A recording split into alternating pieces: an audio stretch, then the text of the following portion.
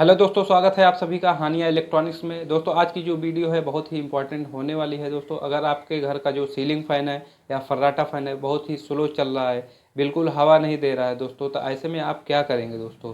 तो हम आपको कुछ ऐसी बातें बताएंगे, कुछ ऐसी टिप्स देंगे जिसको आप चेक कर लीजिए, अपने ही घर पर चेक करके आप अपना जो पंखा है उसकी स्पीड बढ़ा सकते हैं दोस्तों।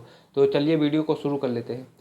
तो पहला है दोस्तों, सबसे पहले अपने घर का जो है वोल्टेज नापिए।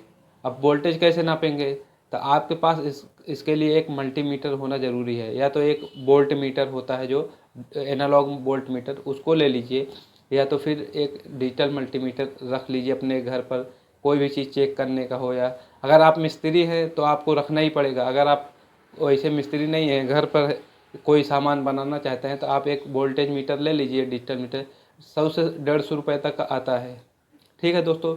तो सबसे पहले आप अपने घर का वोल्टेज नापिए। अगर आपका फ़ैन स्लो चल रहा है, कोई भी फ़ैन हो, फर्राटा फ़ैन हो या सीलिंग फ़ैन, हम दोनों फ़ैन की बात कर रहे हैं। अगर आपका फ़ैन स्लो चल रहा है तो सबसे पहले आप जहाँ पर फ़ैन लगा है वहाँ पे सॉकेट लगी होगी, वहाँ दोनों सॉकेट में वोल्टेज चेक कर लीजिए। ठीक है। तो दोस्तों वोल्टेज जो है 220 से 230 होना चाहिए। 210 भी रहेगा तो चल जाएगा दोस्तों, उससे नीचे नहीं रहना चाहिए। 200 से नीचे बिल्कुल रहना नहीं चाहिए वोल्टेज, नहीं तो आपका फ़ैन है ऑटोमेटिक स्लो चलेगा। ठीक है दोस्तों। तो 210, 20, 30 ऐसा इसके बीच में ही रहना चाहिए। सबसे पहले आप ये चेक कर लीजिए वोल्टेज। ठीक है, वोल्टेज ओके है दोस्तों। तो उसके बाद आप देख लीजिए कि आपके जो सीलिंग फ़ैन है उसके जो पर होते हैं दोस्तों, उसमें धूल मिट्टी तो नहीं जमी है, क्योंकि दोस्तों चलते चलते है क्या 6 महीने साल भर में उस पर धूल काफ़ी चिपक जाती है दोस्तों। उससे वो हवा का जो काट बना नहीं पाता, यानी हवा उससे टकरा कर इधर उधर भाग जाती है, जिससे पंखा चलता तो है, पंखा चलता है काफ़ी स्पीड में भी चलता है, लेकिन हवा जो है नीचे लगती नहीं है। तो दोस्तों वो आप जो पर है उसको एकदम क्लीन कर लीजिए दोस्तों। जो मिट्टी है, धूल मिट्टी, उसको साफ़ कर लीजिए क्लीनर से। उसके बाद चेक कर लीजिए कि हाँ आपका फ़ैन सही हो जाएगा दोस्तों। फिर तब भी अगर नहीं सही होता है दोस्तों, तो देख लीजिए कहीं पर आपका टेढ़ा तो नहीं है, कहीं इधर उधर मुड़ा तो नहीं है, उसको भी ठोक पीट कर सही कर लीजिए अपने हिसाब से। थोड़ा सा जो है, अगर आप नहीं सही कर पा रहे हैं तो आप उसको मिस्त्री के पास लेकर जाइए, उसको सही करवा लीजिए। फिर चौथी बात है दोस्तों, कैपेसिटर चेक कर लीजिए। अगर इससे भी नहीं हो रहा है तो जो कैपेसिटर होता है वहाँ पे वाइट वाइट, उसको निकालिए।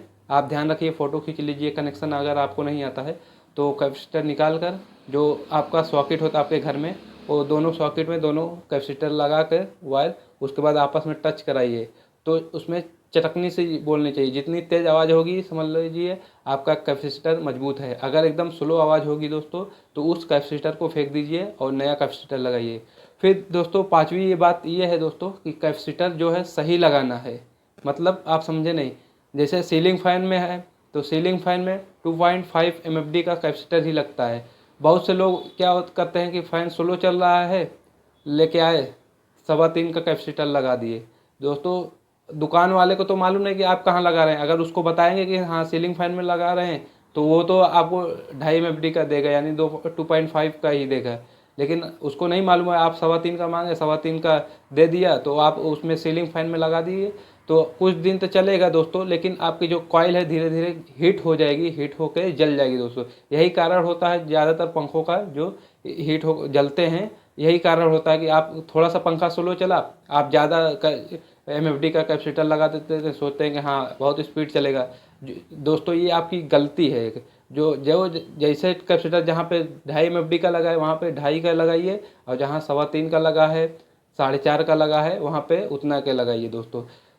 सीलिंग फैन में हमेशा 2.5 का लगता है, और फर्राटा फैन हो गया 3.25 का लगता है। कूलर फैन हो गया तो उसमें 6 का लगता है, 4.5 का लगता है। जैसे जैसे फ़ैन होता है उसमें देख लीजिए आप, जो कैपेसिटर निकालते हैं चेक करने के बाद अगर स्लो चटकनी स्लो बज रही है तो उसको फेंकिए, उसका नंबर देख लीजिए कितने MFD का है, वही क्या बोलते हैं उसी माप का MFD का आप मार्केट से लाके उसमें लगा सकते हैं। अब और निकालते समय आप एक मोबाइल में फ़ोटो खींच लीजिए उसका कनेक्शन कैसे था, वैसे ही कनेक्शन, वो दोनों कनेक्शन आपस में कैसे भी कैपेसिटर का लगा सकते हो, लेकिन जो उसमें जो फैन में कनेक्शन रहता है वो सेम होना चाहिए दोस्तों। छठी चीज़ क्या चेक करना है दोस्तों आपको, जो सीलिंग फैन का बेयरिंग होता है उसको आप चेक कर लीजिए। सीलिंग फैन घुमा के कुट कुट की आवाज़ हो रही है या जाम चल रहा है, उसको नचा के देखिए। अगर जाम चल रहा है सीलिंग फैन तो उसका जो है बेरिंग चेंज कर लीजिए। दोस्तों बेरिंग कैसे चेंज करना है, बेरिंग क्या बोलते हैं उसको, पुलर के ज़रिए चेंज होता है। तो एक बेरिंग नहीं चेंज कीजिए आप। अगर आपको पंखा लॉन्ग टाइम चलाना है तो नीचे का और ऊपर का दोनों बेरिंग आप उसको चेंज कर लीजिए, 6201 6202 दोनों बेरिंग चेंज कर लीजिए। तो आपका फ़ैन यकीनन क्या बोलते हैं हवा देने लगेगा। अगर स्लो चलता है तो तेज़ चलने लगेगा, और चलता है हवा नहीं दे रहा था तो हवा भी देने लगेगा दोस्तों। तो वीडियो आपको कैसी लगी दोस्तों? वीडियो अच्छी लगी हो तो वीडियो को लाइक कर दीजिए और चैनल को सब्सक्राइब कर दीजिए। अगर आपको कुछ सीखने को मिला हो तो चैनल को ज़रूर सब्सक्राइब कर दीजिए। मिलते हैं नेक्स्ट वीडियो में, तब तक के लिए अपना ख्याल रखिए। जय हिंद।